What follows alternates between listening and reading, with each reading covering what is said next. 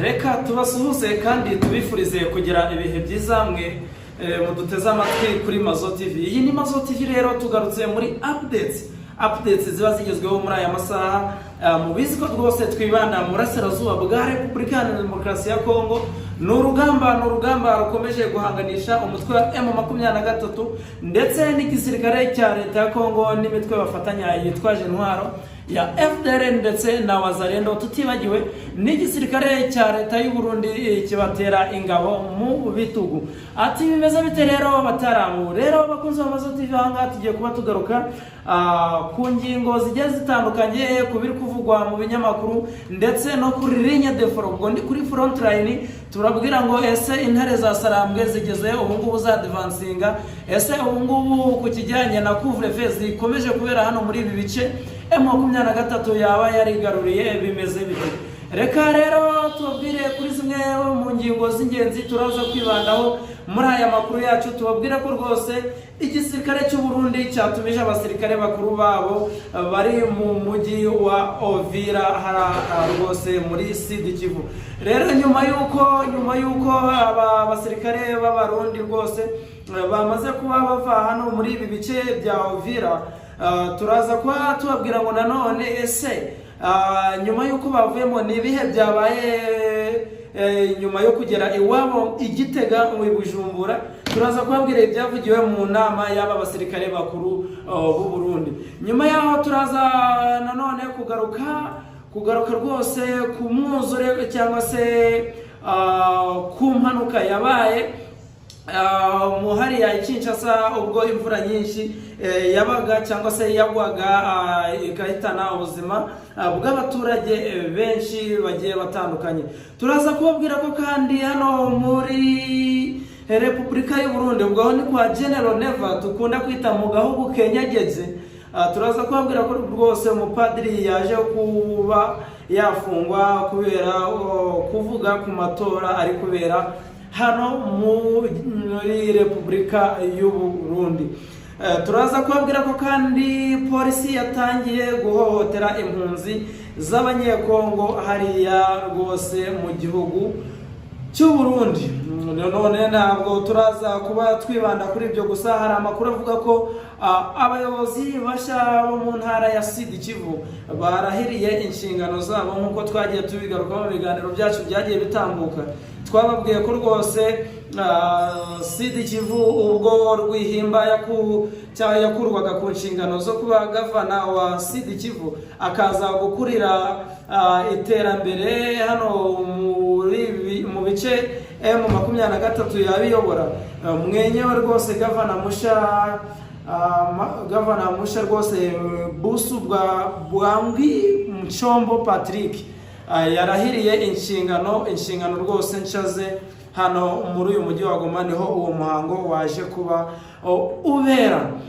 Yes, bakunze Mazo TV rero tubashishikariza gukora subscribe, like ndetse na comment kugira ngo ibiganiro byacu bijye bikugeraho mu mbere rwose. Ubwo nta handi ugomba gukanda ni kuri notification bell.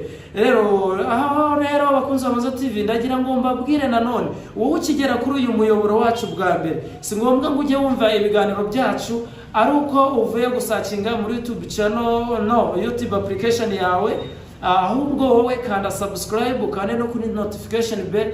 Ikiganiro cya uploading rwose gihita kikugeraho mu mbere rwose kiba cyakugezeho uhita ukibona. Yes, bakunze Mazo TV reka dutangire kuri iyi nkuru ivuga ko rwose Uburundi rwose igisirikare cy'u Burundi cyatumije abasirikare bakuru babo bari hariya muri uriya mujyi wa Uvira.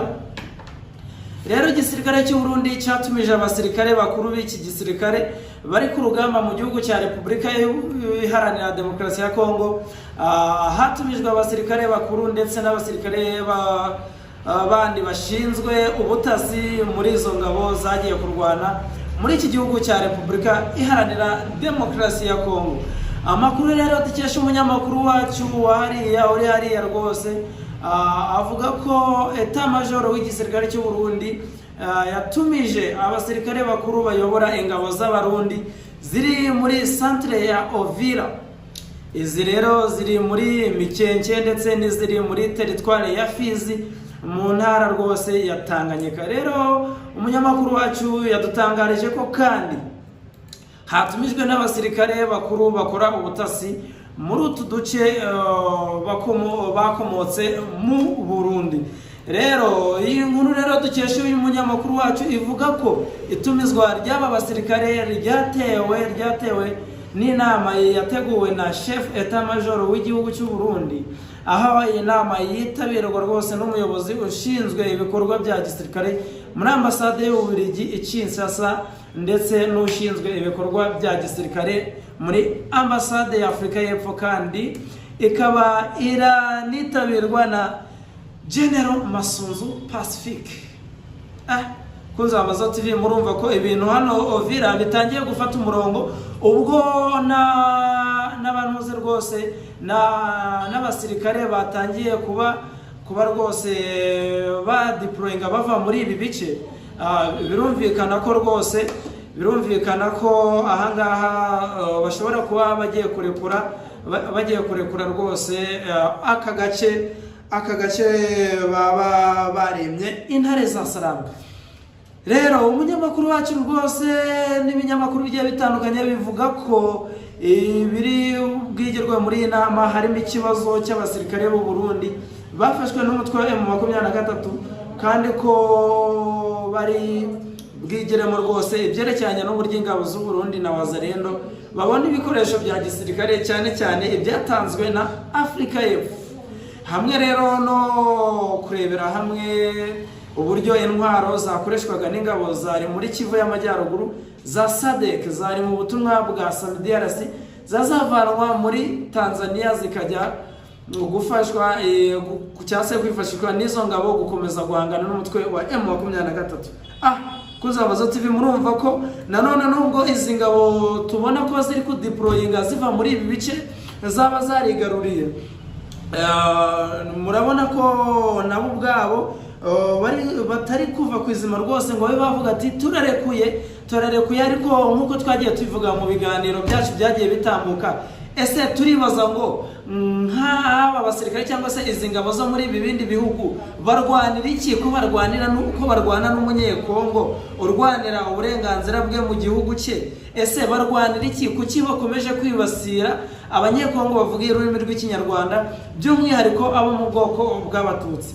Bakunze Mazo TV rero ahangaha hari ibintu tugenda tubabwira, ariko mwenyewe Tshisekedi yembaye yatwumvaga cyangwa se yakumva Mazo TV muri aka kanya yafata inshingano rwose, cyangwa se agafata umugambi wo kwicarana na Makenga bakaganira, kuko uru rugamba nk'uko twagiye tubibatangariza abakunzi ba Mazo TV, ntabwo uru rugamba ruzarangizwa n'amasasu cyangwa se imbunda, ahubwo nta kindi rwose ni ukwicara rwose bakaganira. Rero abangaba iyi nama rwose yagiye kubera hari i Bujumbura, biravuga ko baranaganira ku ngingo yo gutegura urugamba hagati ya M23 n'ingabo zirwana ku ruhande rwa leta ya Kinshasa, kugira ngo umutwe wa M23 utabaka umujyi wa Uvira nk'uko umaze iminsi ubitangaza. Rero iyi nama byari biteganyije ko ibera muri quartier ya Musaga. Bakunze Mazo TV rero hamaze iminsi y'abigendo zikorwa n'igisirikare cy'u Burundi, cya Afurika y'Epfo, cya FARDC ndetse n'igisirikare cy'u Bubiligi abajya mu nama mu gihugu cy'u Burundi. Rero gukora inama n'abayobozi bakuru b'ingabo z'iki gihugu ngo baganire ku buryo barushaho kurwanya umutwe wa M23. Bakunze Mazo TV rwose tukiri kuri inkuru muri aya masaha inama iri kuba, hari ibimaze kuba byatangazwa kubiri kubera muri iyi nama, ubwo hamenyekanye rwose ibyemezo byafatiwe mu nama y'abasirikare bakuru b'Abarundi na FARDC ndetse n'intumwa za ambasade y'Abanyafurika y'Epfo n'igihugu cy'Ububiligi. Rero ahangaha kuri uyu rwose wa kabiri nibwo i Bujumbura muri quartier ya Musaga hateraniye inama y'abayobozi bakuru b'ingabo z'u Burundi zagiye kurwana muri Repubulika Iharanira Demokarasi ya Kongo ndetse n'abayobozi b'igisirikare bashinzwe ubutasi b'izi ngabo, aho bari kumwe n'ubuyobozi bukuru bw'ingabo z'u Burundi ndetse n'ubuyobozi bukuru bwose bw'ingabo za Repubulika Iharanira Demokarasi ya Kongo, n'ubw'ubutasi n'abaserukira ingabo muri Ambasade ya Afurika y'Epfo ndetse n'igihugu cy'u Burundi, igihugu cy'u Bubiligi.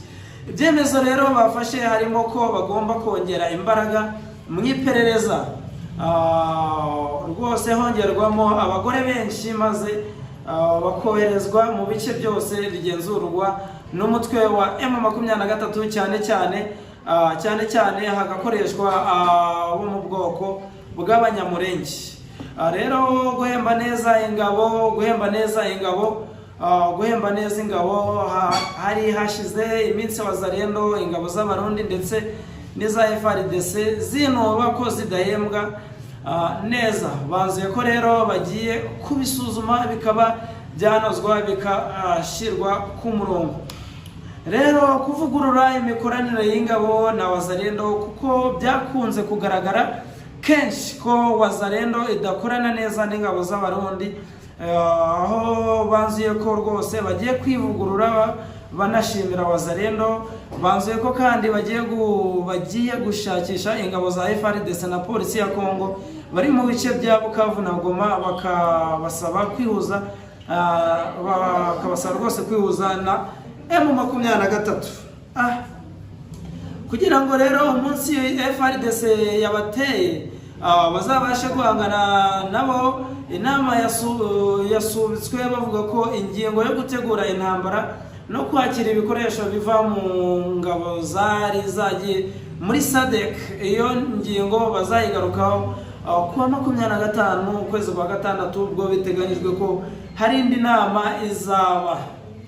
Rero ingabo za SADC zose zimaze gutaha, rwose ubwo zimaze gutaha ziva mu bice M23, ubwo harani muri ibigo bya Mubambiro, ubwo mu bice rwose M23 igenzura. Rero ingabo z'igihugu cy'u Burundi zimaze imyaka hafi 2 n'igice mu ntambara ibera mu burasirazuba bwa Kongo Kinshasa, aho zagiyeyo ku masezerano yihariye Perezida Evariste Ndayishimiye yagiranye na mugenzi Perezida Antoine Felix Tshisekedi Tshilombo ku bufatanye mu kurwanya umutwe wa M23. Bakunze Mazo TV, reka tugaruke nanone kuri iyi nkuru ivuga ko abantu 29 bahitanwe n'umwuzure 48 bakagwa mu mpanuka y'ubwato. Abantu 29 rero bamaze kubarurwa nk'abahitanwe n'imyuzure yibasiye umujyi wa Kinshasa muri Repubulika Iharanira Demokarasi ya Kongo, mu gihe abandi 48 bapfiriye rwose mu mpanuka y'ubwato yabereye mu kiyaga cya Tumba. Rero Minisitiri w'Intebe wungirije akaba na Minisitiri w'Umutekano w'imbere mu gihugu Jacquemain Shabani yavuze ko hamaze kubarurwa abantu 29 bishwe n'imvura yaguye mu mujyi wa Kinshasa ku tariki ya 13 kugeza ku tariki ya 14. Ahangahe rero usibye abantu bapfuye, hanangiritse ibikorwa remezo mu duce twinshi twa Kinshasa turimo Ngariema, Masina, Lemba na Matete. Rero abandi rwose 48 bamaze kubarurwa nk'abaguye mu mpanuka y'ubwato yabereye mu kiyaga cya Tumba giherereye mu majyaruguru ashyira uburengerazuba bw'iki gihugu. Iyi mpanuka rero y'ubwato yaje kuba ikurikira yabaye tariki ya 11 Kamena, yabereye mu kiyaga cya Ntomba muri teritwari ya Bikoro. Hakaba hamaze kuboneka imirambo 80. ubu bwato rero bwari butwaye abantu barenga 200 batwaye rwose umurambo wagiye kuwushingura. Bivuga ko impanuka yatewe nuko bwarimo abarenze ubushobozi. Kunze Amazo TV murumva ko ibintu ari mahabari rwose hano muri Uburasirazuba bwa Repubulika Iharanira Demokarasi ya Kongo. Yes, bakunze Amazo TV rero